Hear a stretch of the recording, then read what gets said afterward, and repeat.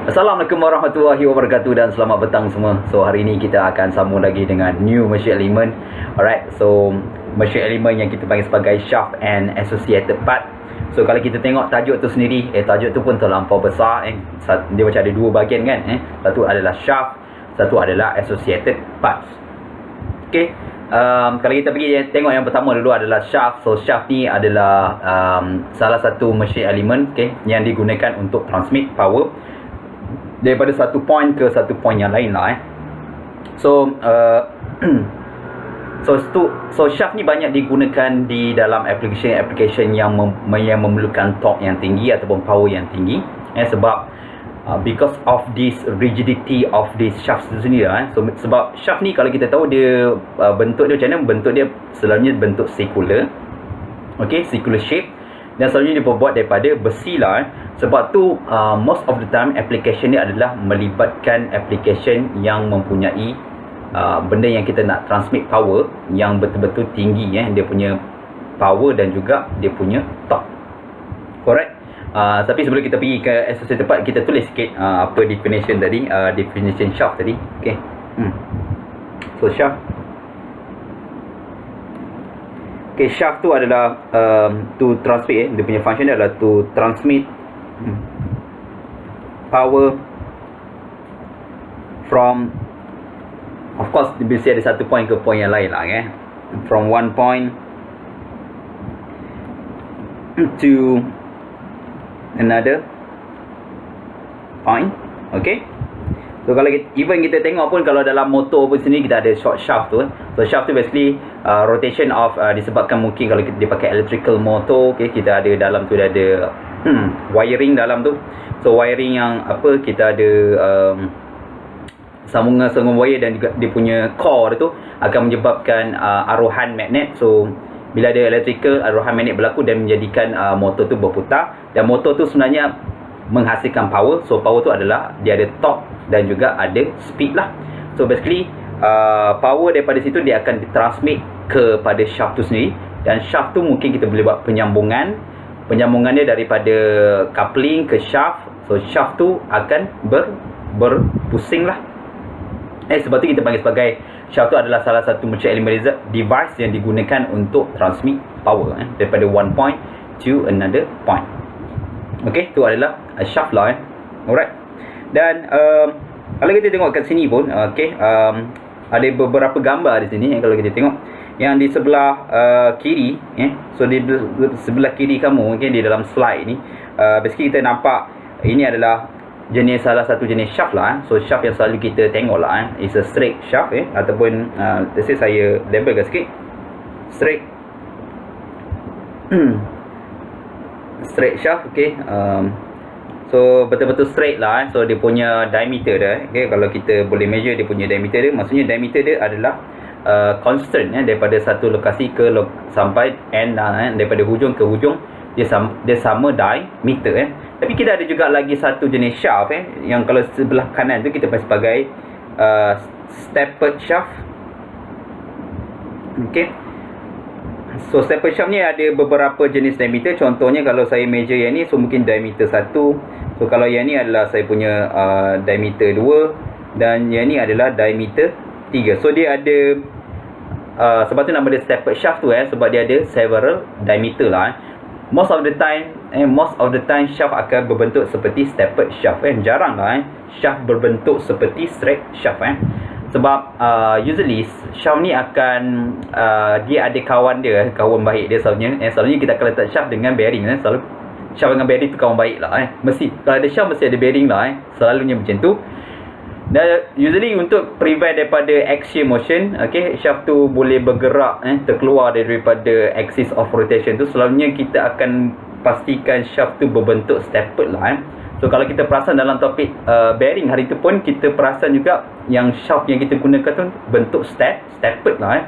So kita nak prevent daripada axial punya motion lah. Okay, sebab tu most of the time shaft akan berbentuk steppered shaft. Okay, tapi kedua-dua ni sama sebenarnya. Function dia adalah untuk transmit power lah, from one point to another point. Okay, ada juga jenis yang special sikit, yang kita panggil sebagai crankshaft kalau kita tengok gambar raja yang di bawah ni yang berlekuk-lekuk ni, shaft yang berlekuk-lekuk yang tidak simetri ni, tak straight yang ni kita panggil sebagai crankshaft. So untuk crankshaft ni usually kita akan selalu nampak di dalam berdekatan dengan engine kereta, kita akan nampak yang shaft yang di bahagian bawah engine kereta tu adalah crankshaft. So crankshaft so since kalau kita ada 4 lejam punya engine, so kita akan nampak dia ada 4 jenis tu. Hub tu yang dipegang kepada shaft tu lah sebab kita kan belajar engine kalau belajar pasal engine kalau kamu otomotif boleh perasan di bawah tu adalah kita bagi sebagai crankshaft lah. So crankshaft ni selalu nampak di dalam otomotif berdekatan dengan engine kan engine kereta Alright, so this is a crankshaft So semua ni adalah untuk transmit power lah. Of course crankshaft ni transmit power juga. So disebabkan oleh action piston yang bergerak tu.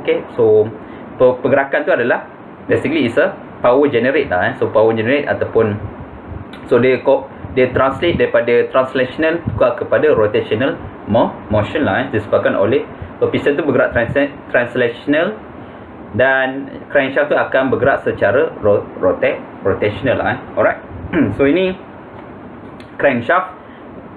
Alright. Kita ada juga lagi satu jenis shaft tapi shaft yang kita tak boleh panggil dia shaft, kita panggil sebagai axle. So kalau kita tengok di bahagian kereta api ni ada satu shaft untuk support yang kita panggil sebagai axle. Dan axle ni selalunya dia tidak bergerak lah dia hanyalah supporting member saja. Yang ni pun axle lah So basically kalau kita zoom kita akan nampak macam ni lah axle. So dia adalah supporting member, so dia hanya bawa load saja, so dia tidak akan berputar maksudnya dia cuma support saja. Yang akan berputar adalah axle tu, yang akan berputar adalah wheel tu sendiri, wheel untuk this kereta api yang akan berputar. Tapi axle tu dia tidak berputar, dia hanya beri supporting sajalah. So axle salah satu juga kategori sebagai shaft, tapi dia bukan untuk transmit power So dia hanyalah untuk supporting sajalah. So dalam silibus kita hanya tengok shaft yang boleh transmit power lah silibus kita tidak termasuk axle lah sebab axle ni hanya support saja. So tidak masuk lah Ada juga lagi satu jenis jenis shaft juga yang kita sebagai flexible shaft So ini kita sebagai flexible shaft. So dia boleh tukar degree of freedom walaupun nampak macam bukan bentuk shaft tapi dikategorikan sebagai shaft lah So kalau kita tengok kat sini yang ni selalu kita gunakan yang sekarang yang moden ni semua ada alat-alat macam ni kita boleh gunakan untuk mungkin kita boleh gunakan untuk tempat-tempat yang sukar So flexible shaft ni kita boleh bendkan benda tu dan menjadi bentuk yang mudah untuk kita menggunakan alat ni lah. So flexible shaft pun dia boleh transmit power dan juga torque lah untuk case yang ni Cuma bila kita comparekan dengan straight shaft tadi yang straight shaft kat atas ni So usually disebabkan oleh angle tu dia akan menjadikan power yang transmit tu tidak sebegitu tinggi seperti straight shaft lah Sebab tu most of the time straight shaft ni akan digunakan untuk transmit power yang very sebab tu power plant selalu guna this straight shaft lah sebab kita boleh transmit higher torque. Alright. So ini kategori shaft so banyak shaft tapi kita dalam study kita akan limitkan kepada straight shaft sahaja. Tapi straight shaft ni kita akan pecah pada dua, sama ada kita akan study on solid shaft ataupun kita akan study lagi satu adalah hollow shaft So dua benda ni kita akan study tapi untuk case straight shaft sahaja. So stepper pun kita tak tengok lah right. Tapi kalau stepper pun rasanya tak ada isu sebab kita akan selalunya kita akan buat analis tempat yang kritikal dan tempat yang selalunya diameter yang kecil lah Sebab apa sebab apa kita hanya straight shaft saja. So straight shaft pun basically sudah memadai untuk memahamkan subjek ni lah Tapi kalau untuk mungkin untuk kerja nanti kalau kita design untuk stepper shaft pun tak ada isu lah untuk kita kira lah Alright. Alright. Dan usually shaft ni dia jarang duduk seorang-seorang lah dia mesti ada kawan-kawan baik dia lah Jarang lah shaft tu dia kita pasang macam tu lah selalunya dia mesti ada kawan-kawan baik dia. Contohnya kawan paling baik dia adalah mesti bearing. Okay. Pertama bearing mesti ada lah. At least dalam shaft mesti ada bearing selalunya. Jarang lah kita biar dia tergantung tanpa apalah. Tanpa kawan-kawan biar dia macam tu. Selalunya mesti dia mesti ada something lah akan attach pada shaft So kadang-kadang kita ada juga guna gear sebagai salah satu members di dalam shaft punya sistem. Kadang-kadang kita akan gunakan pulley system sebagai alat untuk transmit daripada satu point ke point yang lain. So pulley ni kita akan tengok nanti di dalam topik belt nanti. So belt pun adalah salah satu machine element design yang kita akan tengok untuk next chapter nanti. So gear bersama salah satu cara untuk transmit power. Kita ada gear. So gear ni selalunya dia akan duduk di atas shaft lah selalunya. Alright. Ada juga yang kita tengok juga kadang-kadang ada satu lagi. So di bawah associated part sebab kita ada tajuk yang besar juga di sini. Associated part di sini. So untuk case associated parts kita akan cover beberapa jenis machine element juga. Contohnya kalau kita tengok satu example ni gear. So kalau gear ni kalau kita masukkan saja ke dalam shaft, so dia punya, dan bila kita turn on the motor, so basically shaft this gear ni dia boleh bergerak yang kita panggil sebagai axial motion Sebab tu selalunya di gear ni dia ada satu hub yang ni kita panggil sebagai hub. So hub ni digunakan untuk prevent daripada axial motion. Hub tu adalah benda yang kita boleh machine, kita boleh lubangkan dan sebagainya dan kita buat something kat situ supaya kita nak prevent daripada gear ni dia bergerak lah ataupun rotating element Gear ni dikategori sebagai rotating element So kita boleh prevent this rotating element ni daripada bergerak bergerak pada arah macam ni lah So kita nak prevent dia bergerak pada arah macam ni So untuk prevent benda tu kita ada beberapa jenis machine element yang kita boleh buat. Contohnya di dalam case ni dia menggunakan cara set screw. So apa dia buat dekat hub tu dia lubangkan dan lepas tu dia menggunakan set screw. So ini adalah salah satu topik yang kita akan study di bawah associated part, di mana kita nak prevent axial punya motion kepada untuk case rotating element lah So rotating element can be gear, pulley, shift dan tadi. So nak prevent dia daripada bergerak macam tu kalau ni shaft tadi so dah bergerak macam tu. So kita pastikan kita ada satu hub yang kita boleh sacrifice, yang kita akan machine hub tu dan kita akan buat something. Ataupun kalau dia tak ada hub pun kita boleh gunakan cara keys.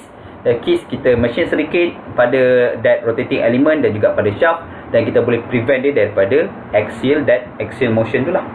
So ada pelbagai cara. So ada yang menggunakan keys. So keys contohnya ni saya punya gear, saya punya shaft tadi, dan ni saya punya gear contohlah So saya buat some prep kat situ dan saya masukkan keys So dia akan prevent daripada axial punya motion. So tu salah satu cara. Ataupun kita boleh gunakan pins macam ni adalah pins. Contohnya pins. So saya buat prep sikit, saya buat lubang macam tu di bahagian gear. Let's say this is gear tadi. Saya buat lubang dan saya masukkan pin ke dalam lubang tu dan lubang tu basically shaft tu pun sebenarnya berlubang juga kita masukkan pin sampai ke shaft tu lah dan dia akan prevent daripada axial motion tu. Ada juga kita boleh gunakan teknik spline. Ada macam-macam teknik yang kita akan tengok nanti di bawah associated part. So saya tak nak discuss detail sebab ni adalah introduction saja. Ada banyak benda associated part ni. Dan ada juga yang jenis yang kita nak transmit power daripada shaft ke shaft. Contohnya saya ada shaft macam ni. Let's say ni adalah shaft A saya. Dan saya ada lagi satu shaft B. So macam mana saya nak transmit contohnya saya pasang motor di shaft A ni saya ada pasang motor. So macam mana saya nak transmit power daripada motor ke shaft A so saya boleh guna contohnya kita boleh guna couplings lah So couplings salah satu method okey, ataupun salah satu associated parts. So kita boleh guna coupling di sini.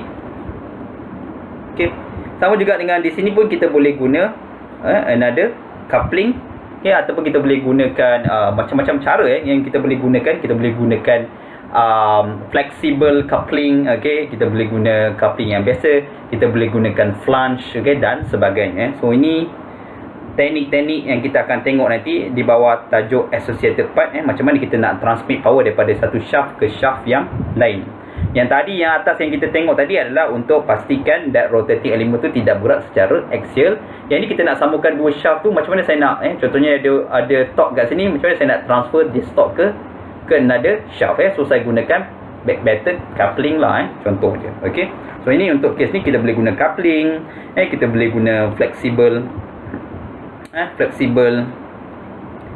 bellow, bellow ke ataupun flexible coupling boleh.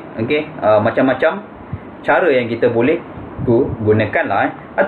Ataupun kita boleh gunakan ada lagi satu method lagi, untuk transmit power juga, yang kita panggil sebagai universal joint. Yang ni untuk case yang di bawah ni adalah universal joint. Yang ni untuk case di mana shaft, sebab shaft ni selalunya dia straight kan, tetapi kalau kita ada satu benda tu dia ada angle yang begitu besar, tapi kita masih nak transmit power dan juga torque, so basically kita boleh gunakan satu lagi kaedah yang menggunakan kaedah universal joint. Tapi selalunya kalau benda yang boleh rotate ni, selalunya dia punya torque yang boleh transmit dan juga speed dia selalunya tidak begitu efisien lah berbanding dengan straight shaft. Tapi straight shaft ni ada sedikit kelemahan, sebab kita kena pastikan, contohnya saya pasang dua bearing, so saya kena pastikan bearing tu betul-betul straight lah.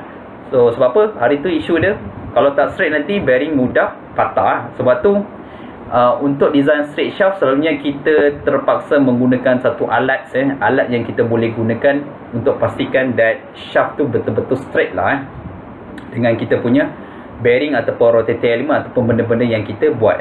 Contohnya coupling ke, biasa saya nak sambung antara shaft dengan shaft pun, even straight shaft dengan straight shaft, contohnya macam case tadi tu, even kalau dua-dua tu adalah shaft, so saya nak pasang coupling ni pun, kalau dia adalah rigid coupling pun, saya kena pastikan dua-dua shaft tu betul-betul straight lah. Kalau tak, dia akan, tempat coupling tu akan patah.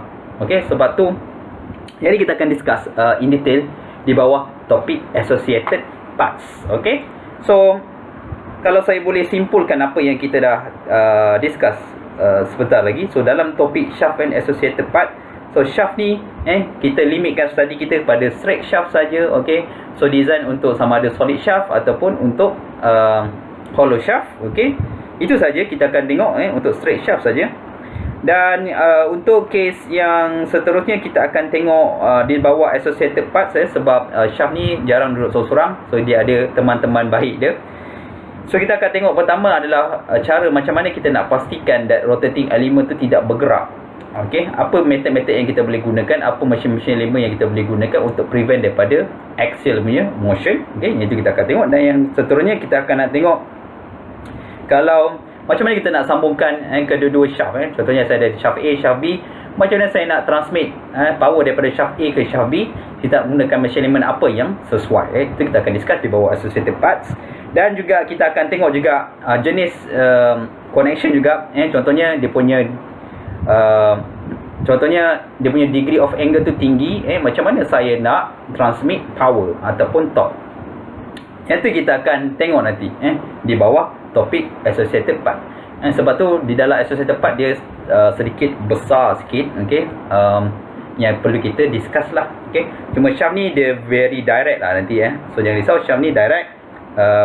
Dan most of the time dalam exam kita akan tanya shaft lah. Associated part ni kita akan tanya juga, tapi bukan soalan yang mempunyai portion markah yang besar. So saya mengharapkan untuk topik selepas ni, shaft ni, so sila ambil perhatian, sebab shaft ni adalah very critical di dalam kita punya analisis shaft and associated parts. Alright, kita berhenti dulu setakat ni. Kita jumpa lagi. Assalamualaikum warahmatullahi wabarakatuh dan selamat petang. Bye bye.